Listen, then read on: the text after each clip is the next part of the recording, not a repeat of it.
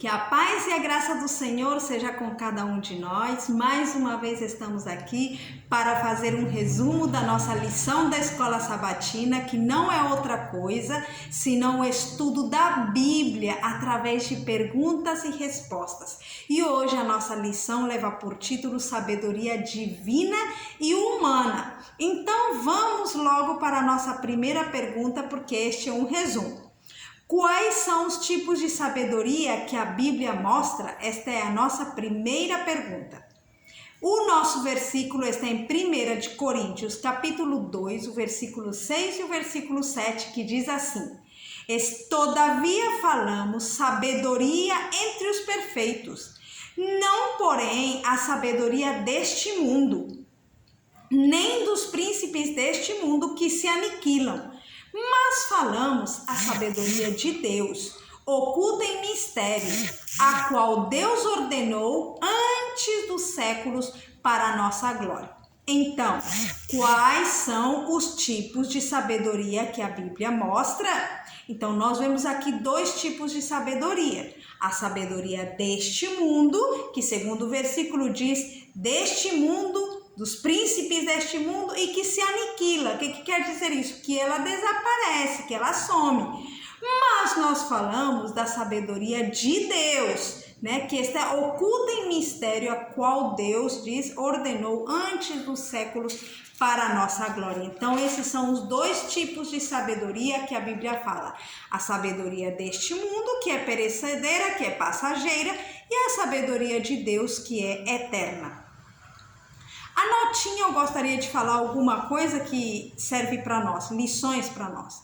Diz assim: foi a desconfiança da bondade de Deus, descrença em sua palavra e a rejeição de sua autoridade que tornaram nossos primeiros pais transgressores e que trouxeram a este mundo o conhecimento do mal. Por misturar o mal com o bem, sua mente ficou confusa e entorpecida suas faculdades mentais e espirituais. Então, olhem aqui que interessante. Enquanto o ser humano não tinha conhecido o que era o mal, ele tinha somente a sabedoria de Deus, né? Mas depois nós vemos aqui a desconfiança da bondade de Deus, a descrença em sua palavra e a rejeição de sua autoridade foi o que os tornou transgressores da lei de Deus, né? E isso também serve para nós. Às vezes nós desconfiamos da bondade de Deus. Às vezes nós também não cremos 100% na sua palavra. Ou às vezes rejeitamos a autoridade de Deus. Então, paremos um pouco para pensar, será que eu estou desconfiando da bondade de Deus? Quando eu tenho um problema, quando eu tenho uma dificuldade, será que eu estou confiando mesmo na bondade de Deus? Né? Então, eu tenho que parar para pensar. E se eu vejo que está me faltando essa confiança, então tenho que me unir mais a Deus, pedir a Ele que me dê essa confiança, que me dê essa fé, não somente na bondade de Deus, mas na sua palavra. Muitas vezes desconfiamos na sua palavra, porque às vezes a palavra de Deus nos pede alguma coisa e o mundo nos oferece outra. A troca de quê? A desobediência à palavra de Deus. E nós achamos muitas vezes que desobedecendo a palavra de Deus, nós estaremos em melhores condições. Mas isso foi o que trouxe a ruína para o nosso mundo. A desconfiança da bondade de Deus, né? A descrença em sua palavra e terceiro, a rejeição de sua autoridade.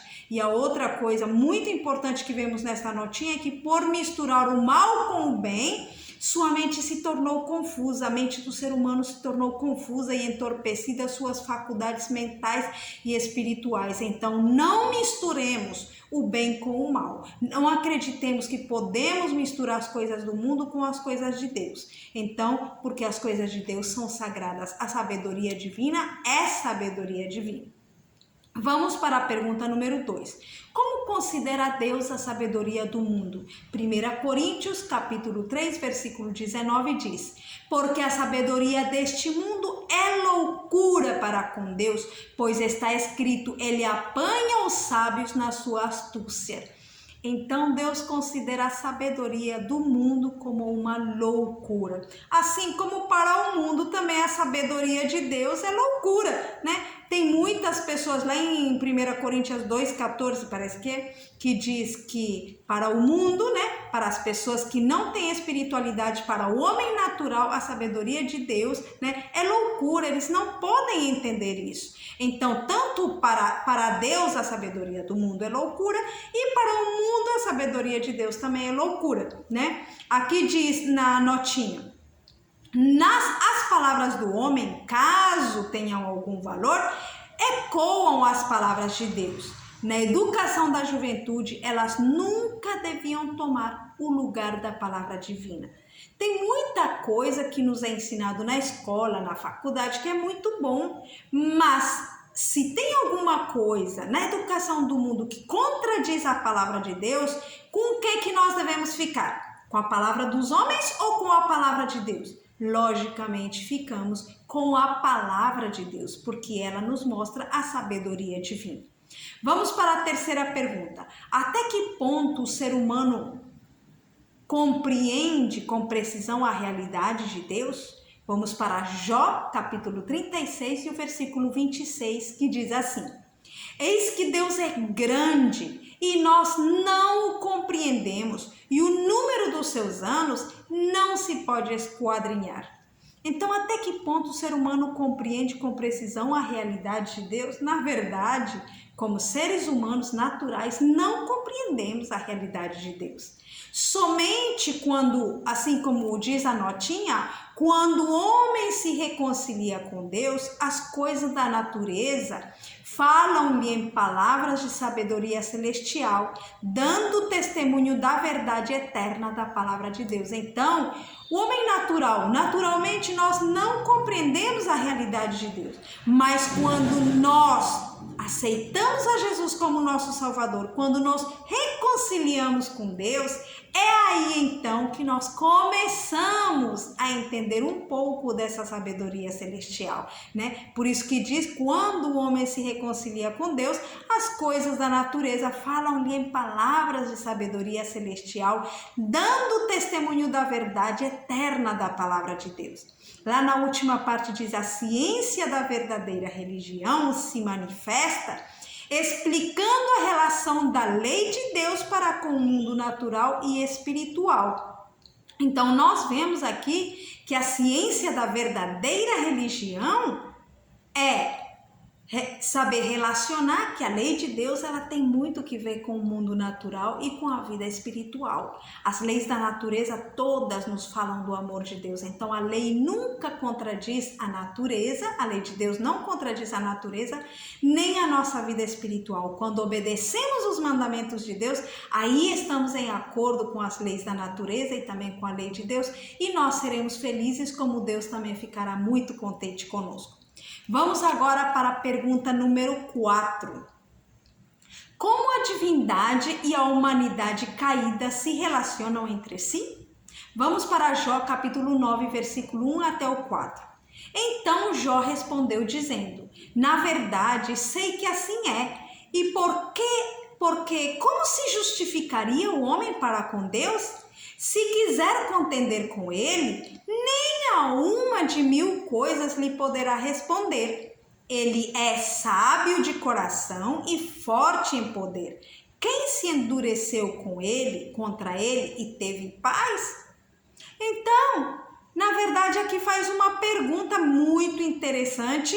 Aqui está lá no meio, diz: na verdade sei que assim é. Porque como se justificaria o homem para com Deus?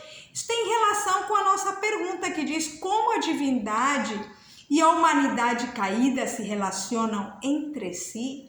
Nós sabemos que o pecado fez separação entre Deus e o homem. Então, para poder voltar a uma relação com Deus, nós precisamos estar justificados. E agora Jó faz uma pergunta: como se justificaria o homem para com Deus? Somente tem um caminho. Jesus disse: eu sou o caminho, a verdade e a vida. Ninguém vai ao Pai senão por mim. E é sobre Jesus mesmo que a nota está nos falando. Quero ler uma partezinha da nota que diz assim: toda a vida do Salvador caracterizou-se pela desinteressada beneficência e beleza da santidade. É ele o nosso modelo de bondade. Desde o princípio do seu ministério, começaram os homens a compreender mais claramente o caráter de Deus. Ele realizava na própria vida o que ensinava. Manifestava coerência sem obstinação, benevolência sem fraqueza, ternura e compassividade sem sentimentalismo. Era altamente sociável, possuía, no entanto, uma reserva que desanimava qualquer familiaridade. Então, nós vemos que a vida de Jesus foi tudo para o ser humano. A única maneira do ser humano compreender o Pai, compreender a Deus, foi através de Jesus Cristo, porque Jesus, o que ele falava, o que ele ensinava, ele vivia. E nós vemos uma parte que me chamou muita atenção, é a última parte da nota, que diz: era altamente sociável, possuía, no entanto, uma reserva que desanimava qualquer familiaridade. Jesus era homem e seguramente que havia muitas moças, mulheres naquela época, mas ele era reservado, ou seja, ele era altamente sociável, mas ele diz aqui a última parte, desanimava qualquer familiaridade. Quando fala, em geral, o que eu tenho visto no Espírito de Profecia, fala de familiaridade, é uma relação assim que já é familiar demais, como que leva a outra coisa. Por exemplo, as mulheres também, as mocinhas devem ser reservadas também. Por exemplo, quando tem uma moça que dá muita cabida aos homens, é muito social e muito aberta e não que não tenha que falar, mas que muitas vezes se veste de uma maneira indecente, tudo isso, então os homens às vezes até tocam partes do seu corpo que não devia tocar, alguma coisa, isso se chama familiaridade. Mas se a mulher é reservada, ela se veste bem, o seu jeito de falar, o seu jeito de ser, não permite esse tipo de familiaridade, seguramente que os homens vão respeitar mais. Então, da mesma maneira, Jesus era altamente sociável, mas ele tinha uma reserva que inibia, ou melhor, ele desanimava qualquer familiaridade que não fosse algo certo. Vamos para a pergunta número 5. Que espiritualidade impregna a sabedoria divina? 1 Coríntios capítulo 2, versículos 6 e 7 nós já lemos, né? Mas vamos dar uma recapituladinha? Todavia falamos sabedoria entre os perfeitos, não porém a sabedoria deste mundo, nem dos príncipes deste mundo que se aniquilam, mas falamos a sabedoria de Deus, oculta em mistério, a qual Deus ordenou antes dos séculos para a nossa glória. Esse mesmo versículo nós vimos na primeira pergunta. Mas agora nós queremos saber, outra resposta, que espiritualidade impregna a sabedoria divina, Nós vemos primeiro neste versículo que a sabedoria divina não é como a sabedoria deste mundo. A sabedoria deste mundo nos leva muitas vezes a prazeres, a leviandade, a buscar o prazer próprio, a buscar as coisas deste mundo. Mas a sabedoria de Deus, como diz a nossa notinha, que eu vou ler uma parte, diz assim: Cristo sabia dever fortalecer sua humanidade pela oração. Lá no meio da nossa nota, diz: sem essa diária comunhão com Deus, nenhuma criatura humana poderá conseguir poder para o serviço.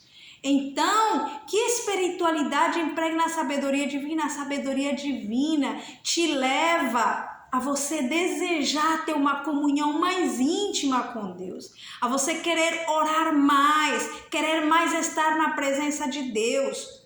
Lá, continuando aquela partezinha da nota, diz: Cristo unicamente pode dirigir corretamente os pensamentos. Só Ele pode comunicar nobres aspirações e moldar o caráter segundo a semelhança divina. Se dele nos aproximarmos em fervorosa oração, encher-nos-á o coração de elevados e santos desígnios e de profundos anseios de pureza e justiça. Então, A espiritualidade que impregna a sabedoria divina é o desejo de estar mais perto de Deus, de orar mais, de estar em comunhão com Deus, de procurar aquilo que é puro, que é santo, que eleva a nossa vida a ser uma vida mais digna de estar perto de Deus. Pergunta número 6. Como a igreja aprende sobre a sabedoria divina? Efésios capítulo 3, versículo 10. Para que agora pela igreja a multiforme sabedoria de Deus seja conhecida dos principados e potestades nos céus. Aqui está nos falando que Deus mostra a sua sabedoria por meio da igreja, né? E aqui a notinha, eu quero ler a parte da notinha que eu creio que ela vai nos aclarar melhor. É mediante a santificação do Espírito e a crença da verdade que nos tornamos cobreiros de Deus. Então, eu vejo aqui que o Espírito Santo, né, é um dos meios que Deus utiliza para que nós possamos receber a sabedoria divina. Sem o Espírito Santo, nós não vamos entender a palavra de Deus. Por isso diz, é mediante a santificação do Espírito e a crença da verdade que somos, que nos tornamos cobreiros de Deus. Logo diz, Cristo aguarda a cooperação da sua igreja. O sangue de Jesus Cristo, o Espírito Santo e a palavra divina pertencem-nos. Então, nós temos aqui, Deus nos oferece o seu Espírito Santo, nos oferece a sua palavra, o sangue de Jesus Cristo para nos purificar. Estas coisas são as que nos dão ou as que nós, por meio das quais aprendemos a sabedoria divina. Vamos agora para a pergunta número 7. Qual é o objetivo mais importante para um ser humano? Filipenses capítulo 3 e o versículo 8. E na verdade tenho também por perda todas as coisas, pela excelência do conhecimento de Cristo Jesus, meu Senhor, pelo qual sofri a perda de todas as coisas e as considero como escória, para que possa ganhar a Cristo. Então, qual é o objetivo mais importante para um ser humano? Ali diz, o apóstolo Paulo, ele diz que todas as coisas ele tomou como perda, pela excelência do conhecimento de Cristo Jesus, nosso Senhor, pelo qual ele diz, sofri a perda de todas estas coisas e as considero como escória. Tem outras versões, como por exemplo, na versão em espanhol, diz que as tenho como lixo. Por amor de quem? De quem? Por amor de ganhar a Cristo, por amor de Cristo. Então, o nosso objetivo mais importante é Cristo, é ter a Cristo, é viver com Cristo, é ganhar almas para Cristo. Esse deve ser o nosso objetivo principal.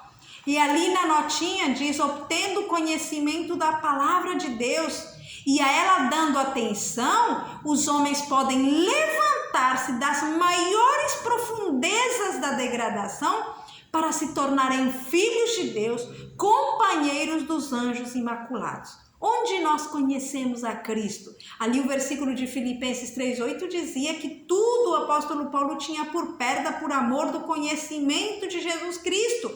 Mas onde nós conhecemos a Cristo é através da palavra de Deus, é através da Bíblia que o Senhor deixou para nós conhecermos esse amor, essa profundeza do amor de Cristo.